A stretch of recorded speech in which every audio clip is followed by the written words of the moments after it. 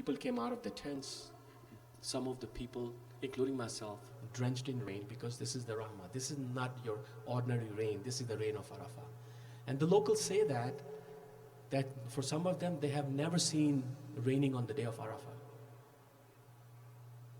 So, going back to my point is, alhamdulillah, every year it's a different experience. And when the thunder used to crack with the thunder loudness, people used to say Allahu Akbar. Imagine 2.5 million people saying Allahu Akbar. This brother has witnessed that. Brother Hassan must have witnessed that. So, not to take too much of the time, this is a journey where I highly recommend, advise people, please go. I have seen people crying, and I say, what's the matter? They go, that we wish we would have come early for Hajj in our life.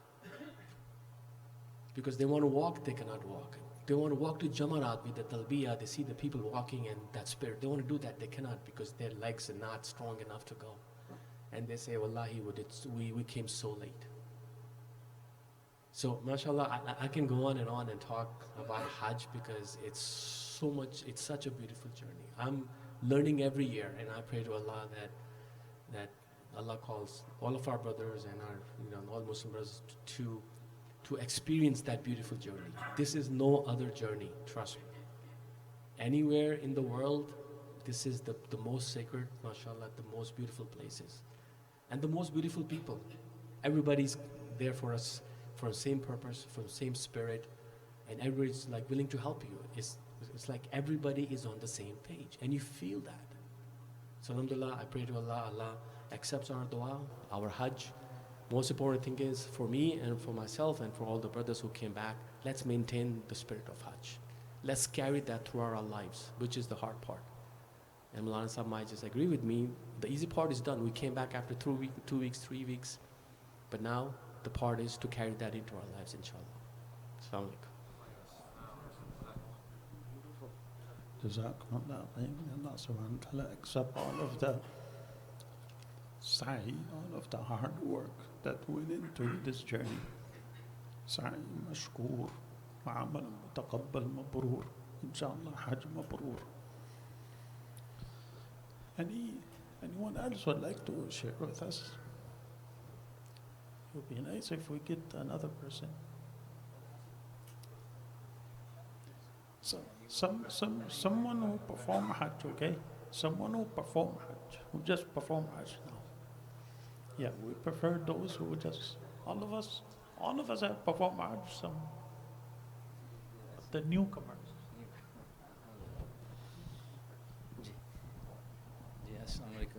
As Brother Atif mentioned, it's a feeling you cannot, describe it in words.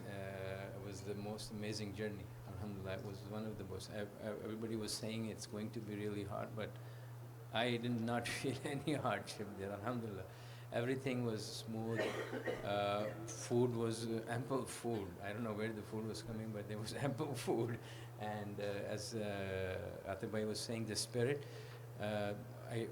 People were trying to, make us aware that, when you're with the group of people, there are tensions, there are attitudes and all. But I didn't see anything, alhamdulillah. There was nothing and no problem at all, like health-wise or anything. And this Khasi and Gala Kharab, that was the normal thing we can have.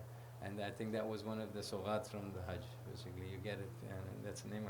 And as he mentioned, the rain in Arafat, it did not just rain in Arafat, it also rained when we went to Makkah for Tawaf al-Ziyarat the next, and in Mina too. So we had really good rain, and the people who were close to Jamarat, close to the Shaitan, they had water in their tents, being close to the Jamarat.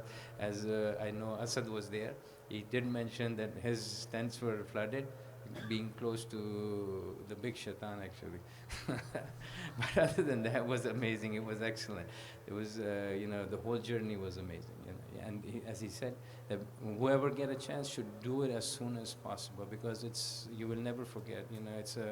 And it cannot be described, and you have to feel it, because you're not only performing the order for Allah Subhanahu wa Taala, but it's a lifetime experience. Yeah, that's what it is. Jazakumullah khair. Whatever we see, the most of the people, the young generation is coming now. Except I think the India, Pakistan, Bangladesh, people go like little older age. But other countries, people is really become, I think, under 60, under 50, you know. Lot of young fellows, lot of young people. It's getting changed, you know. So much change. Yeah, we need to encourage more young people to go. Everybody waits till they get white, old, retired. Now it's time to go for Hajj.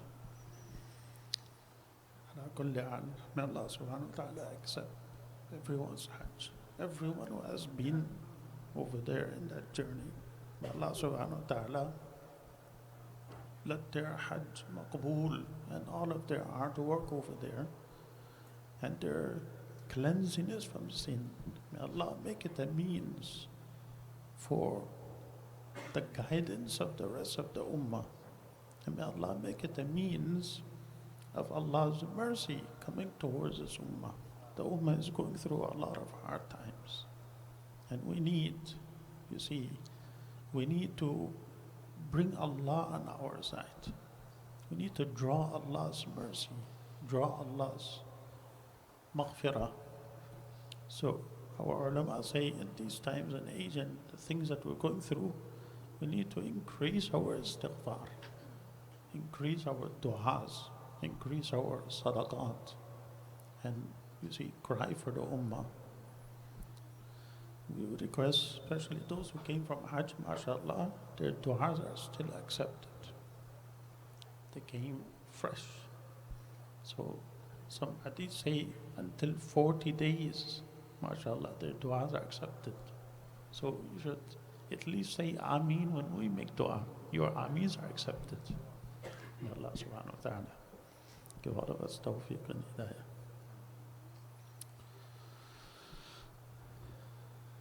What was the first intention is to have an orientation for our teachers or our parents and those who are taking part in the maktab system in our masjid.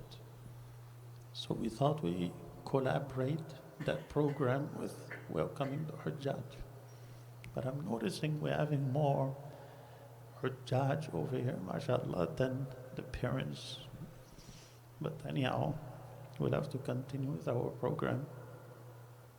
So just a little introduction, a view, an overview of what we do in our maktab system. Maktab, you see, it's a subcontinent term that is used for classes that are taught to young children in the masjid in the evening after their school time. They come from school in order for them to learn about Islam, not just Quran, but learn generally about Islam. They attend the masjid and they're taught these various subjects, including Quran, how to recite Quran properly. But they're also taught other things, how to perform salah, how to have the manners of a Muslim, of Rasulullah sallallahu alaihi wasallam, uphold the teachings of Quran, the teachings of Rasulullah sallallahu alaihi wasallam, and to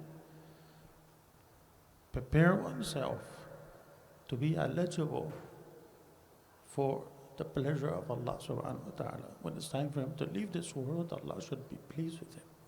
Why? He learned how to live that life of the pleasure of Allah, and he lived that way. He tried his best. Time for him to leave from this world, Allah is pleased with him. So basically, this is what to learn. To connect ourselves to the deen of Allah. Connect ourselves to the house of Allah, to the book of Allah, to the deen of Allah, to Allah himself, to our Prophet sallallahu alaihi wasallam. So basically, this is what we are looking for in our system. This is what we are aiming for. That we want to build a strong foundation of Islamic knowledge in our youth. We don't want to just teach them alif ba ta tha. Okay, make salah 5 times a day, come and go. That's not strong foundation. Strong foundation. That it should be embedded in them. The love of Islam should be inside of them. The love of the obedience of Allah should come into them. The love of holding on to the deen of Allah. The love of wanting that this deen of Allah should spread. I want to become an example for the rest of the mankind.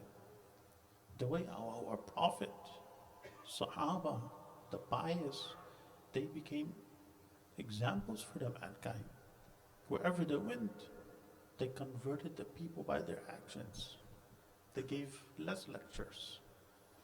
Their living, you see, their bodies, their actions spoke louder.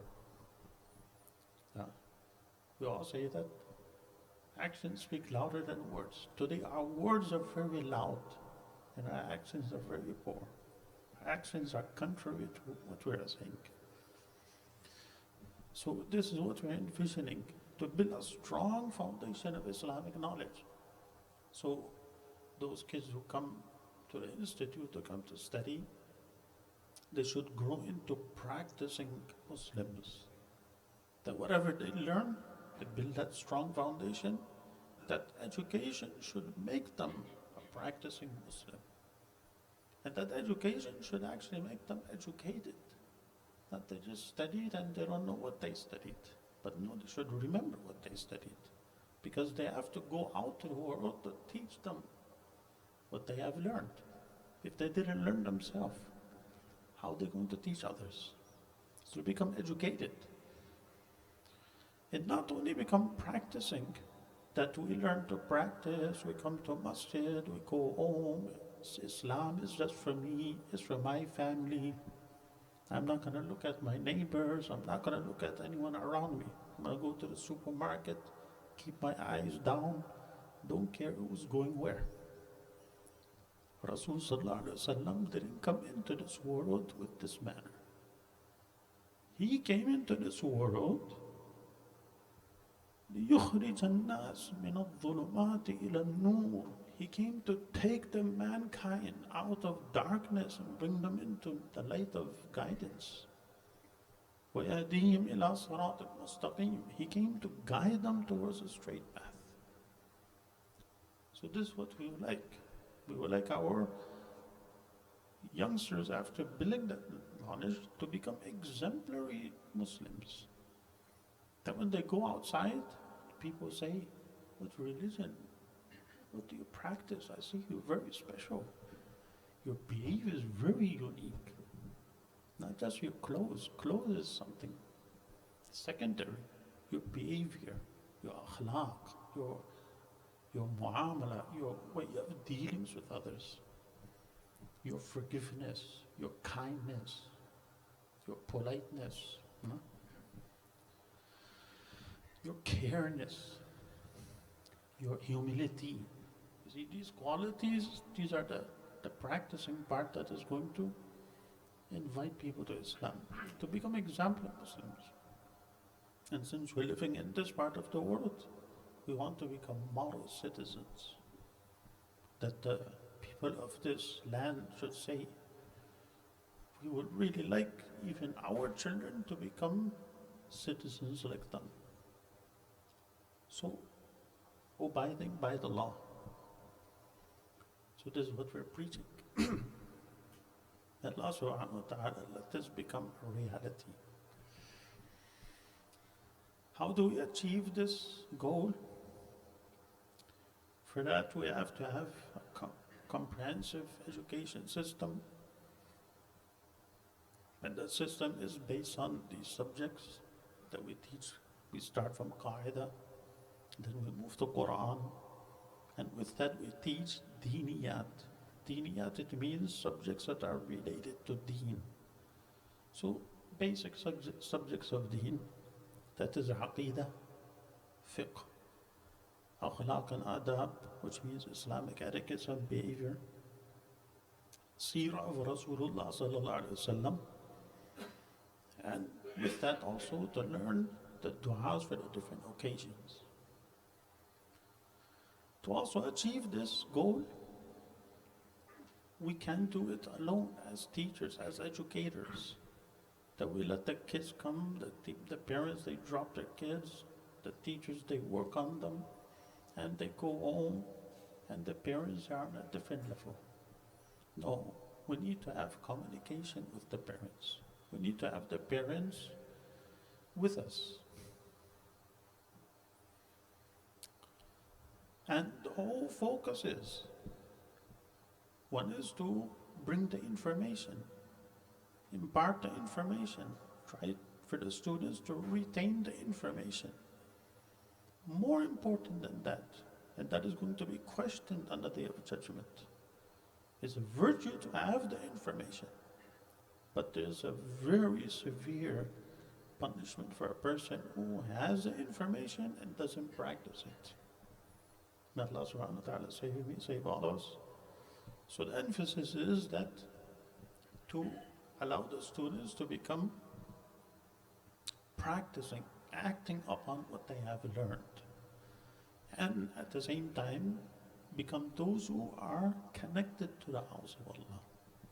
A lot of kids we have seen, they come, they study, they learn, they think they graduate, they're gone. You don't see them for years. So we're trying our best, and we are really focusing on this, especially for this year, to see how we get these kids to become part of the masjid. It's not that they graduate. We used to have our annual celebration in the beginning. We used to have the name what? Annual graduation. We had to change that graduation because the concept is here that I graduated. I'm a scholar now. So there's no graduation. طلب العلم من المهد إلى اللحد. The seeking of the knowledge of deen, learning about Allah. A person can say, I finished with that. Allah is so limited that I finished knowing everything about Him in 1-2 years. We can spend millions of years, we will never reach. You see, the depth of what is the meaning of Rahman, what is the meaning of Kareem, what is the meaning of Ra'uf of Allah subhanahu wa ta'ala.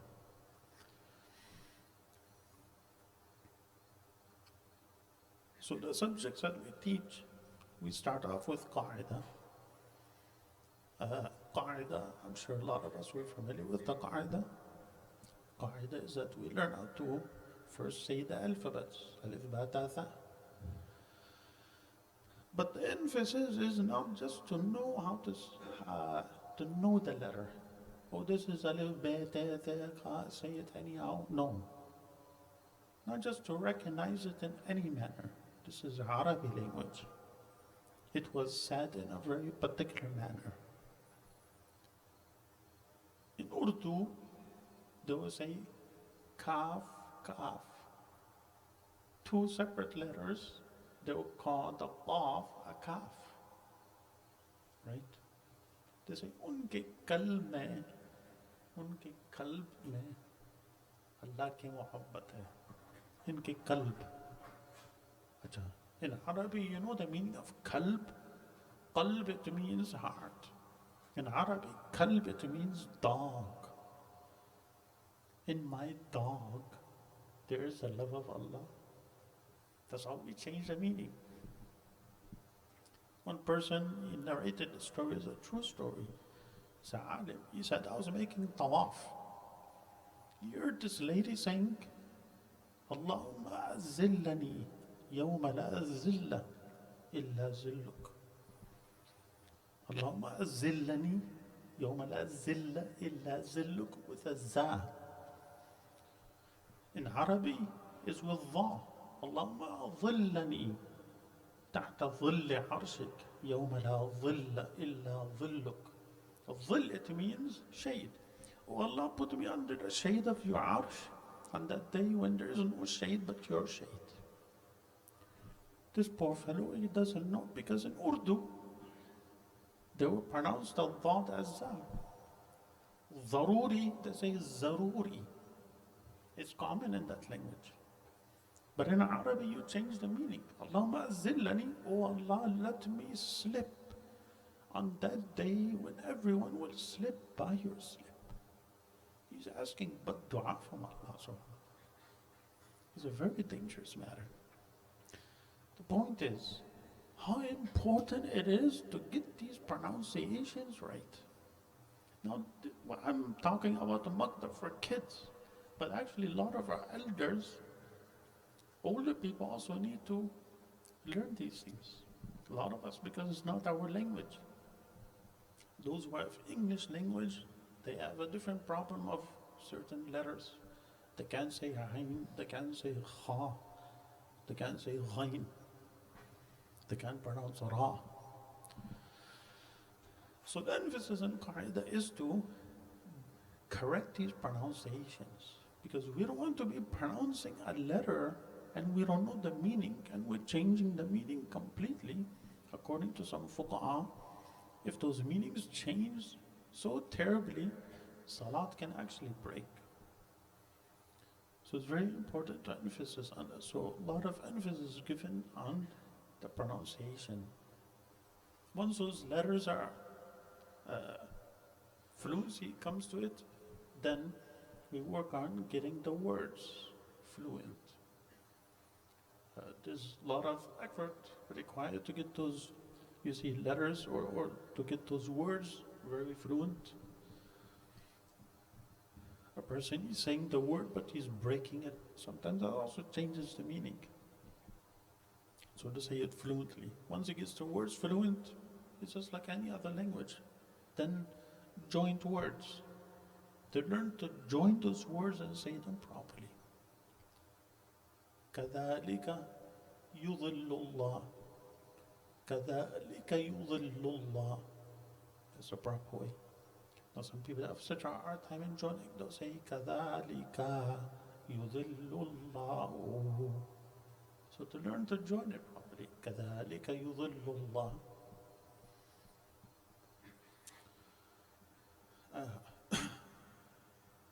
أشهد أن محمد. This is adhan. A lot of people make this mistake. أشهد أن محمد رسول الله. أشهد أن is one word. أن محمدا is another word. We're joining the two words. See what I'm saying is right. So many people say أشهد أن محمد رسول الله. Anna Muhammadan, it means verily Muhammad is the messenger of Allah. When you say Anna, just inna ta'keed with Jama' Mutakallim, which means verily we are Muhammad Rasulullah, without even realizing. So many people do that. What is the problem? Poor fellows don't know how to join it properly. So in Tajweed we teach these things. Don't stretch. If there's any of those kids here, Hamza will tell you exactly. He knows exactly what I'm saying, right? Don't stretch the inna. Anna Muhammadan. Until they don't get that Anna Muhammadan with no stretching, we keep practicing with them. Basically, this is what we do in Qaeda. Joining two words, then joining sentences. With that, to learn how to stop, how to begin. There's a lot of ahkam, a lot of rules with recitation. Where to make ghunna, where to make mad. You see, where to make tafkhim, where to make tarqiq, what letters you should say with a flat, the flat voices. Some letters, they are thick letters. Full mouth letters, right? Khalaqa. You can't say khalaqa. It turns into a kaf. So anyhow, these are rules. How to stop? You can't stop anyhow in the Quran. All of these rules is known as tajweed. Tajweed is very big. This is just to understand what is tajweed. how to stop. You can't say, قُلْ أَعُوذُ. Many people do that, right? قُلْ أَعُوذُ. They took a breath. بِرَبِّ النَّاسِ. Both is wrong. You can't stop and say أَعُوذُ. And you can't stop saying بِرَبِّ النَّاسِ. You have to make sukoon when you stop. This is the rule of reading Allah's words, not my words. We can't read it our way. Jibreel alayhi salam read it in that manner. Rasulullah taught it to the Sahaba in that manner. This became the tajweed of reading the words of Allah. You can read hadith in a different way. But the Quran, no, you have to read it in a particular way. I'll give you another example. وَإِذًا لَا يُؤْتُونَ النَّاسَ نَقِيرًا. وَإِذًا is one word, لَا يُؤْتُونَ النَّاسَ is another word. Now there is a ruling of tajweed. You have to do idgham. You have to join the then with la. وَإِذًا لَا. You cannot say in Quran, وَإِذًا لَا. It's against tajweed. But in spoken Arabic, you can say وَإِذًا لَا. So these are rules of reading the Quran, which is known as علم التجويد. والأخذ بالتجويد حتم لازم من لم يجود القرآن فهو آثم. To take tajweed with the Quran, mean to recite the Quran with tajweed, it is lazim, wajib. Whoever doesn't follow that, he is a sinner. So we're just giving a lot of emphasis on this. When we teach the qaida, we don't teach the rules separately. It's integrated into the whole qaida system. So when we're teaching, for example, how to pronounce ra, the rule itself is being taught automatically. You say, you have to say ra, you can't say ra. When you say ri, you can't say ri. When you say ra, it's not right, you have to say ra. I'm giving an example. So, is integrated in the qaida. So what happens when the student finishes his qaida, when he completes the qaida, he does it properly, he is very familiar with the rules of tajweed. He knows how to read, he knows how to stop, he knows how to join. That's if he did it properly. Now when it comes to Quran, it becomes easy for him to read. The problem with many of our institutes is that they say, like school, syllabus, we finish, you have to finish this book. So finish it, taking so long, 6 months. The poor fellow comes to Quran, he's still struggling how to pronounce a letter.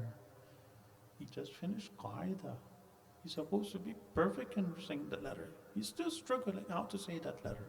Still struggling how to join two letters, how to join words. So there's a system in this qaida. It takes approximately for a small child from the age of 5, 6, 7, it takes approximately 2 to 2.5 years. This is average. Some kids are very fast learners. They pick up things very fast. Like we have some of them over here. MashaAllah, they pick up very fast. They can finish in 6 months. Some can finish in 2 months. They have this Nurani qaida so thin. They finish it in no time. But this is a general.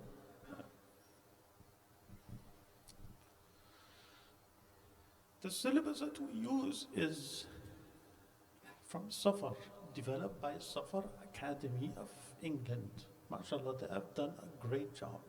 I have been teaching Qaida, Quran, these subjects from the year 98.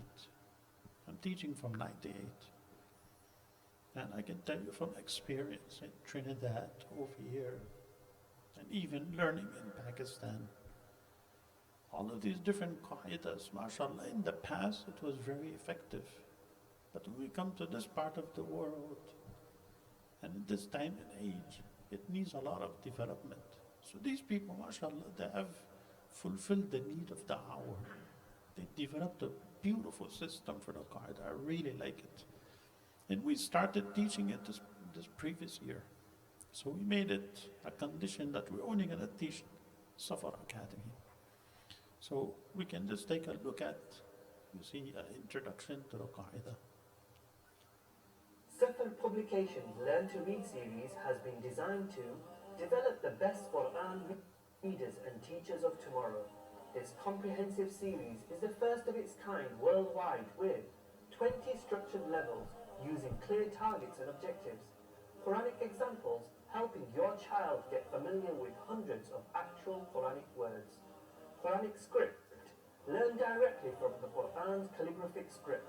Complete and logical sequence, helping users master each skill comprehensively.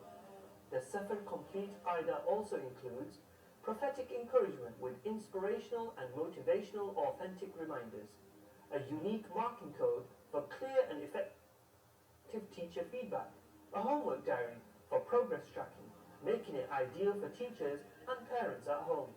Our complete syllabus is part of a range that has been tailored with over 15 years of trial and testing in one of the UK's leading maktabs, giving you confidence that your child is receiving the best foundation. Safar Publications' Learn to Read series has been designed to develop the best Quran readers and teachers of tomorrow. It's just trying to repeat to us, maybe re-emphasize. After completing the Qaeda, then students, they move to Quran. We start off in Quran with Juz Amma. And we start off with the smallest surahs, with the shortest ayats. That helps a student also to build his, you see, ability to bring fluency. So you will master, you see, these short surahs. And a lot of them, they're actually more familiar with the surahs. So it helps them to become very familiar with the Quran. So we start off with the short surahs in Juz Amma, starting from Surah An-Nas, going all the way up to Amma Yatasa'alun. When they master this, then they continue with the rest of the Quran until they complete the Quran. Now, if they did their Qaida perfect, they gain fluency, their Juz Amma would be very easy. And we have seen it through many of our students over here, mashallah. We have some of them actually sitting over here. One of them over there is not Surah Yasin, mashallah. So,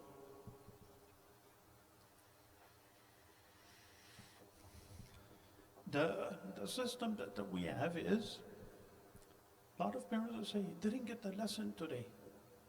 Well, our policy is that until you don't perfect the first lesson, you shouldn't go to the next lesson. Because the more you make your foundation stronger, the building that you build on top is going to be and it's going to be a solid build. Now, I have seen from the students that I have taught, when we build the foundation, sometimes we build the first Juz Amma as a very fluent foundation, mashallah. When they went into the next Juz, mashallah, they start moving. I never had to read, you see, the lesson for them. They used to prepare the lesson on their own. I will come and just correct one or two mistakes. Eventually, they increase in their lessons from few lines to half a page to 1 page. They continue to 2 pages a day, and 3 pages, and eventually they finish the Quran. And mashallah, if you listen to how they read the Quran, some of them have graduated. Mashallah, they're reading almost like a hafiz of Quran with so much fluency. Imagine those kids, the next generation that comes, they can be a very good teacher for them. They can be the means of carrying this recitation of Quran to the next generation.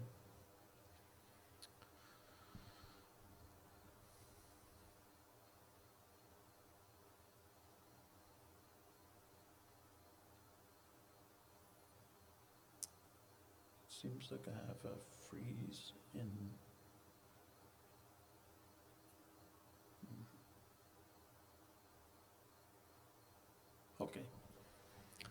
After Quran, after Qaida and Quran, they study actually with the Quran and Qaida, they study Diniyat. Diniyat, it means those subjects that are related to Deen. So that includes subject of Aqidah, Fiqh, Akhlaq, Adab, which means Islamic etiquettes and behavior, Seerah of Rasulullah sallallahu alaihi wasallam, and memorizations of dua. They memorize the duas. What do we cover in Aqidah? We cover basic, fundamental beliefs that a Muslim should have regarding Allah, His angels, the books, the hereafter, the other prophets of Allah, destiny, everything, good, bad, everything is from Allah subhanahu wa ta'ala. And the first year, obviously, especially for the smaller kids, 5, 6 years old, they're going to be taught very, very simple things. Who is your creator? Allah. Very simple. But when you go to the 8th grade, mashallah, like Taha and Saturday is going to be good too. All right? It's going to be climbing in the grade. They're going to be studying a lot of details related to Aqidah. So many, lot of details that even many big people don't even know and never studied. So it increases in complexity as they climb in the years. The other subject that I teach is fiqh. Fiqh means Islamic laws related to different things that we do during our life, whether it's related to ibadah, dealings, social life, political life. Fiqh is related to every aspect of our life. But we focus more on the ibadat part of fiqh. This is a small portion of fiqh. It's related to tahara.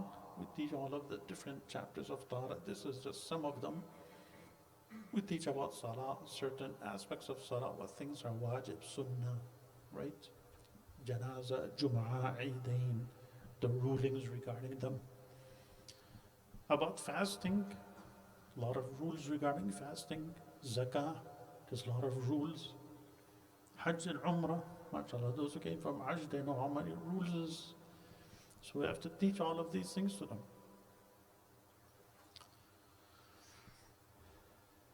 The purpose of studying this is not just to have the knowledge of it, but the whole object of our teaching our students is that once they learn this, they should build such a strong foundation of this knowledge into them that when the time comes in the future, they don't have to say, I don't remember. I remember studying it, but I don't remember anything about it.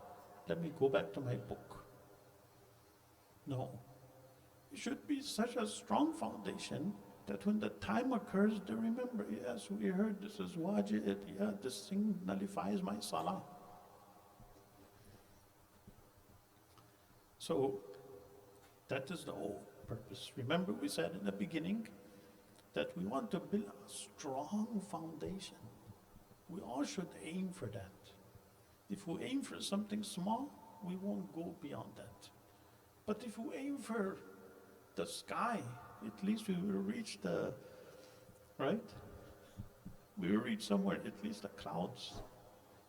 So we should aim high. The subject of akhlaq and adab, referring to the etiquettes, Islamic behavior, Islamic character. So this is what we teach in adab. These are examples, the etiquettes of neighbors, salah, masjid, sleeping, using the toilet. So learning these etiquettes. Akhlaq, what kind of behavior we should have. Forgiving, humility, no? Being respectful towards others, not just towards the elders, even towards our colleagues. So anyhow, to learn this akhlaq.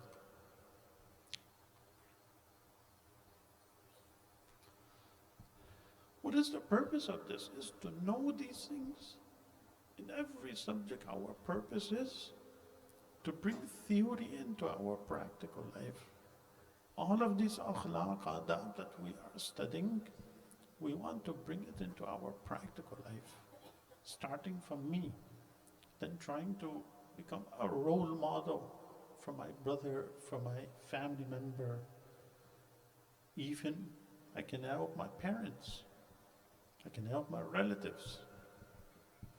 So the whole purpose is to become exemplary. Seerah of Rasulullah Sallallahu Alaihi Wasallam, we study his biography, his life. What is the purpose of studying the Seerah of Rasulullah Sallallahu Alaihi Wasallam? To develop that connection with our Prophet. If we don't know him, we won't like him. We will like him after we know who he is. So we need to learn the detailed life of Rasulullah Sallallahu Alaihi Wasallam. And if we get to know him, we will love him. And if we love him, we will want to emulate him.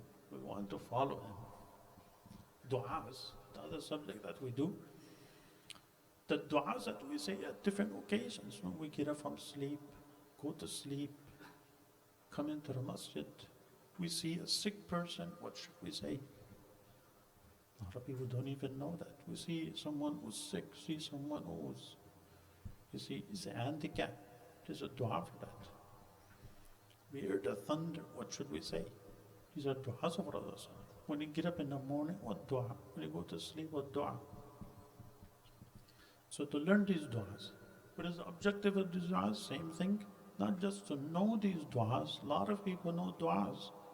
The objective of this learning of du'as and studying these du'as and learning the proper pronunciation of these du'as is to know what dua to say at what occasion, how to say it, and then to say it, to practice it. The whole purpose of learning this is to practice. So this is what we want to emphasize. We, the teachers, the parents, we want to emphasize on this. See, memorizing of surahs. We like to encourage the students to memorize surahs. So when they finish their qa'idah, while doing qa'idah it might be a little difficult, but when they finish the qa'idah, mashallah, we like them to start learning surahs. Surah Fatiha first, number one. Then the other short surahs, to say them with proper tajweed, to memorize them. So when they perform salah, they're reading with the best tajweed in front of Allah subhanahu wa ta'ala. For du'as and for surahs, mashallah, Safar publishers, they developed this app, beautiful app. I also have that app with me. MashaAllah, you open the app, you can download this app. If you look into the ingredient of this app, it has du'as for so many occasions, right? At the time of death, different types of dhikr. At the time of difficulty, 13 different kinds of du'as are there. I cannot open that over here, but if you open it, mashallah, it will show you du'as like this. When this du'a is opened, you just have to click on the Arabi and you play Arabi here. It will actually play with proper, clear pronunciation. I cannot do it here. You click on the English and you go play the English. It will give you the English translation. So suppose you want to keep repeating Ashhadu to perfect the pronunciation. When it finishes saying it, just keep clicking. And you repeat with him. MashaAllah, parents also can learn from this. The kids can learn, parents can learn. There can be a practice at home. There will be a beautiful environment of learning at home. It's a lot of du'as, mashallah, beautiful thing. Especially surahs. A lot of our surahs are not intact, even we adults. Surah Fatiha, Surah Qul Huwallah, we're not reciting it properly. So we can repeat it and try to emulate. You see the way they're saying it. Essential du'as. It's called Essential Du'as and Surahs by Safar Publishers. okay?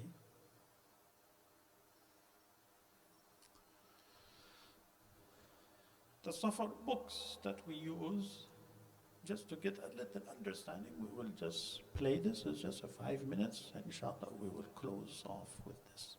Just to get an insight of the syllabus that we are using, and mashallah, the system that I've developed is amazing. So we take a look at this, inshallah, and we will end our program. Got 6 textbooks, year 1, 2, 3, 4, 5, 6. 6 workbooks to go with the 6 textbooks, and that's to do with Islamic studies, with fiqh, with aqidah, with the learning of seerah, with the learning of the Prophet's lives, with the tarbiyah and the nurturing of adab and akhlaq and so on. So they're all incorporated in these books. We've also got 3 publications here to do with our tajweed section. So that's the Quran. I can read the Quran Qaidas, I can read the Quran Juz'anna, and I can read the Quran Tajweed. And here they learn how to read the Arabic for the Quran. We've also got this publication, which is there's only a few more left of these to do with this. I can read the Quran. It explains the teacher's manual itself of how to teach all of this. So a lot of information in that. We are going to separate the information of that in a separate publication once that runs out. We've also got 2 books here to do with memorization, and they're comprehensive to do with a lot of du'as and things that they need to learn. Now, what's unique about these is that your child can have appropriate to their age language that is appropriate to them. They will have whole contents. You can see that they're very colorful. They're being. We've had an illustrator working on these extensively. There's a hadith in here. All of the stories in here are based on the Quran and the Sunnah. Nothing has been made up of any made-up stories. They're all referenced and so on. They're all authentic. We've done a lot of research behind them. They will help even adults actually learn from this themselves in just picking these books up and just reading chapters. They're really seriously learning their deen because it's aimed at kids. And they're very appropriate to their age group, and also there's modern things inside here to do with, like you can see here, swearing and cussing, or they might have a section to do with TV, internet, music, games, or to do with evolution, Big Bang Theory, or to do with concentration in Salah, and making them, concentrate in the Salah. We've got serious sections, or we've got stories of the prophets that have morals that relate to the actual life. So it's not just about a story itself, but any of the stories that you will pick up, you will find at the end of the story itself, there will be a whole section of lessons to be learned from the story itself. So here you can see lessons to be learned. What kind of things can the students take away from the story itself? And we've got it all broken down, so it's all going from level to level. So there's a whole logical progression throughout the entire series. They will learn something new in every single series. And they're being edited, re-edited, worked on from our students in our academy for numbers of years, so we've actually made it very appropriate to their learning. The workbooks themselves have got 2 tiers of testing them, and there's the Bloom's taxonomy that we've incorporated in there, so it's not just about recalling information, but taking learning out of the actual part of the class into their real world. We've made it very much attached to Allah and His Messenger in most of these things, so it's to do with the Quran and Sunnah. What's unique about our memorization is, and again, this work hasn't been done anywhere in the world, we believe in any book, which is we've given the du'as, and we've also given the excellencies of those du'as. So what did the Prophet ﷺ actually say you will get by saying this particular, du'a? What is it that you will get? So you can see the excellence appearing with the English and the Arabic, and this makes it very unique for them to, the learning approach.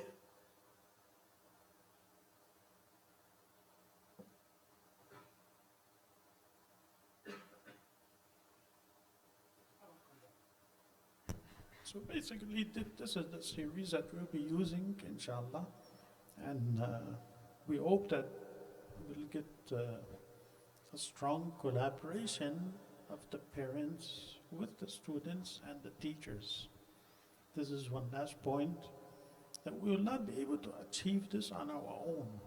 That the parents, they just drop the kids, the teachers, they try to teach them, and the kids are gone. And everything that they learn also goes with them, is gone away.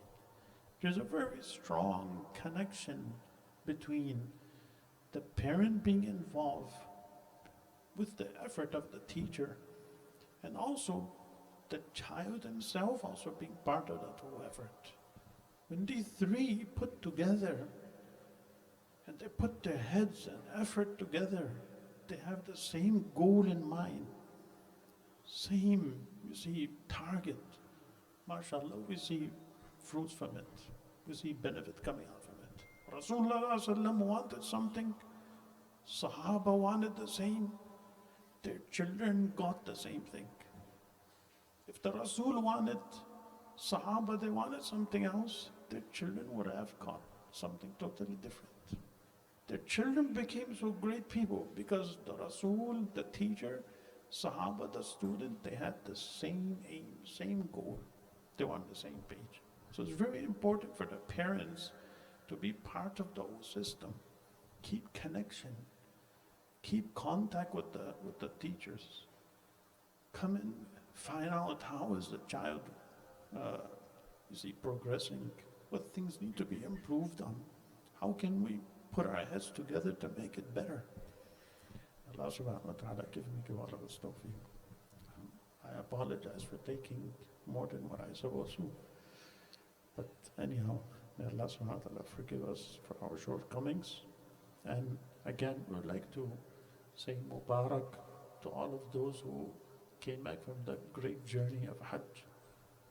May Allah subhanahu wa ta'ala accept their sacrifice, make it a means of rahmah for us, means of our maghfirah, and means for Allah's rahmah to come to the ummah once again. Ameen, thumma ameen, wa akhiru da'wana alhamdulillah rabbil alameen. And the food is going to be served downstairs now. You might not be seeing the service upstairs the way we used to see it over the years. All of that business have shifted downstairs. So if you want to see action with food, we'll have to actually migrate downstairs. So I request all the brothers, please, inshallah, let us go downstairs and have our own meals before Salah. Jazakumullah khair. Subhanallah wa bihamdihi, subhanakallah wa bihamdihi, ashhadu an la ilaha illa anta, astaghfiruka.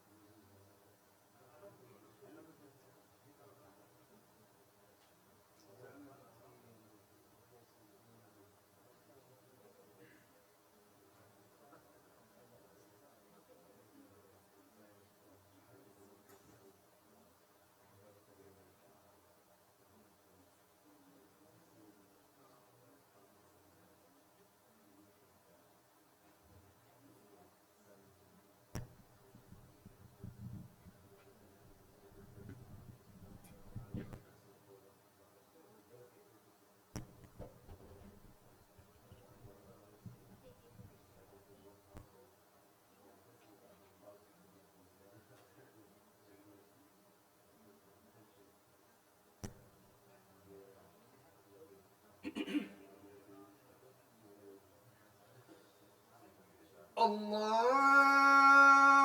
أكبر الله أكبر الله أكبر الله أكبر أشهد أن لا إله إلا الله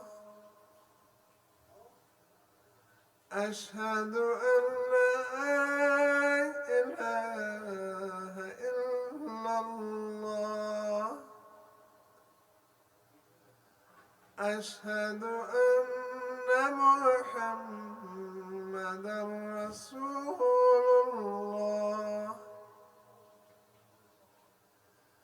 أشهد أن محمدا رسول الله حي على الصلاة حي على الصلاة حي على الفلاح حي على الفلاح